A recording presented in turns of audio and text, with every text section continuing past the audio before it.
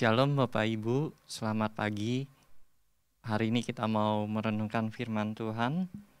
Mari kita berdoa sebelum kita mendengarkan firman Tuhan.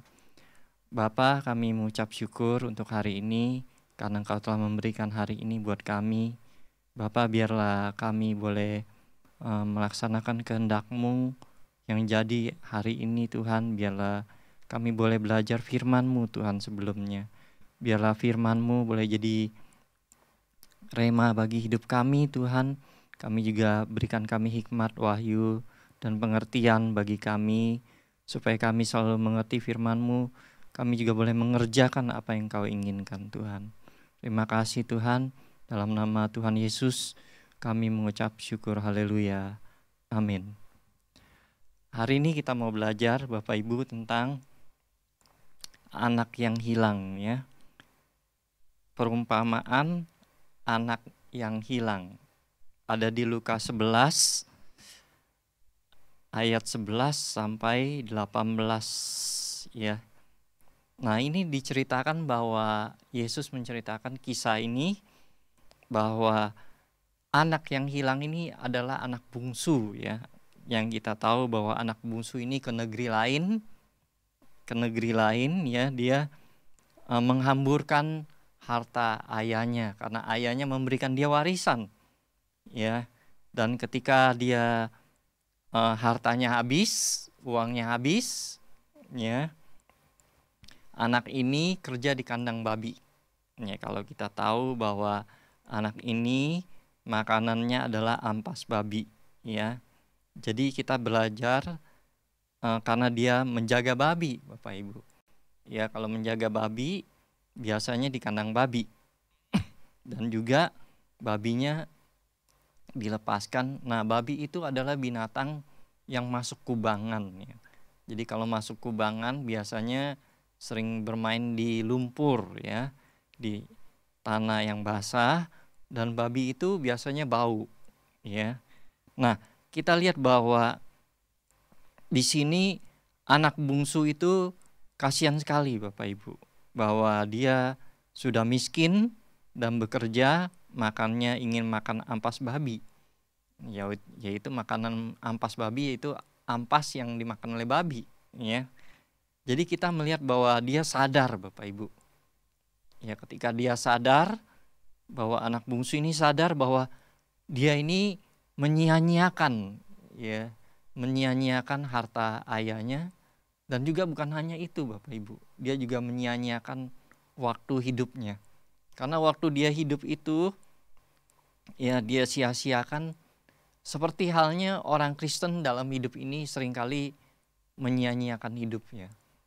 Seringkali hidupnya sudah terima Yesus, sudah jadi manusia baru, tapi masih hidup di kehidupan yang lama. Manusia lamanya masih ada ya. Jadi kehidupannya masih seperti yang lama ya. Jadi seperti lagu zaman dulu, yaitu aku masih seperti yang dulu, nggak berubah-berubah Bapak Ibu ya. Makanya seringkali kita seperti anak bungsu ini. Anak bungsu ini sangat menyia-nyiakan ya, menyia-nyiakan kehidupannya ya. Kalau orang dunia bilang hidup ini hanya sekali Bapak Ibu ya. Kalau kita kan berkali-kali bahwa kita lihat bahwa hidup kita nanti ke surga ya Bapak Ibu ya. Tapi anak bungsu ini menyia-nyiakan kehidupannya, waktunya, harta ayahnya ya. Begitu juga orang Kristen ketika dia udah lahir baru, sudah jadi manusia baru, sering menyia-nyiakan kehidupan ini dengan hidup yang tidak berkenan di hati Tuhan ya. Seringkali mengembarkan hawa nafsunya ya, seringkali menyia-nyiakan waktu ya. Bukankah firman Tuhan Mazmur 90 ayat 12 katakan, ajarlah kami menghitung hari-hari kami sedemikian agar kami beroleh hati yang bijaksana Bapak Ibu ya. Dalam bahasa Ibraninya itu kalau diartikan ya, bahasa asli Ibrani ya, bahasa perjanjian lama, aturlah, manage ya, waktu yang ada di dalam hidup ini agar kami beroleh hati yang bijaksana. agar hidup kami bijaksana, Bapak Ibu. Ya, jadi kalau kita lihat bahwa hidup ini, Bapak Ibu, bahwa hidup ini sebentar sekali ya. Waktu cepat berlalu. Ya, kalau kita sia-siakan waktu ini, waktu itu tidak bisa kembali, Bapak Ibu. Ya, makanya banyak orang Kristen tidak mengerti bahwa hidup ini hanya sementara. Ya, banyak orang Kristen tidak mengerti bahwa kalau hidup ini hanya sementara, hidup ini juga berakibat kekekalan. Ya, Tuhan memberi upah buat orang-orang yang mengerjakan kehendaknya. Dalam hidup saya kalau pagi-pagi ya baca Alkitab, tanya Tuhan apa yang hari ini harus saya lakukan. Ya Bapak Ibu ya, karena kita adalah belajar menjadi anak-anak yang menuruti kehendak Tuhan, Bapak Ibu. Karena kita anak Tuhan. Seringkali kita tidak mau hidup ini seringkali hanya menjalani rutinitas, Bapak Ibu. Ya, semau-mau kita. Ya, jadi seringkali menjalani hanya seperti halnya rutinitas. Begitu juga banyak orang hanya menjalani hidupnya rutinitas dan juga menjalani ya dengan tidak punya arti. Ya, anak bungsu ini tidak punya tujuan hidup juga, Bapak Ibu. Tidak punya prioritas hidup. Ya, tidak bisa mengatur waktu. Ya, semuanya hilang, Bapak Ibu. Baik harta maupun waktu. Dan anak bungsu ini akhirnya kembali kepada bapaknya. Bukan hanya kembali kepada bapaknya, Bapak Ibu. Kalau kita baca ayat 18, aku akan bangkit dan pergi kepada bapakku dan berkata, Bapak, aku telah berdosa terhadap sorga dan terhadap Bapak. Anak bungsu ini, Bapak Ibu, bahwa anak bungsu ini berdosa terhadap surga. Ya, dia menyelesaikan meminta ampun terhadap Bapa di surga, dan juga dia menyelesaikan dengan bapaknya, dengan kembali kepada bapaknya, dan bapaknya menerima dia, Bapak Ibu. Ya, mari kalau kita banyak menyia-nyiakan hidup ini, kita mau belajar bertobat, Bapak Ibu, bahwa hidup ini adalah kesempatan dan waktu tidak bisa kembali, Bapak Ibu.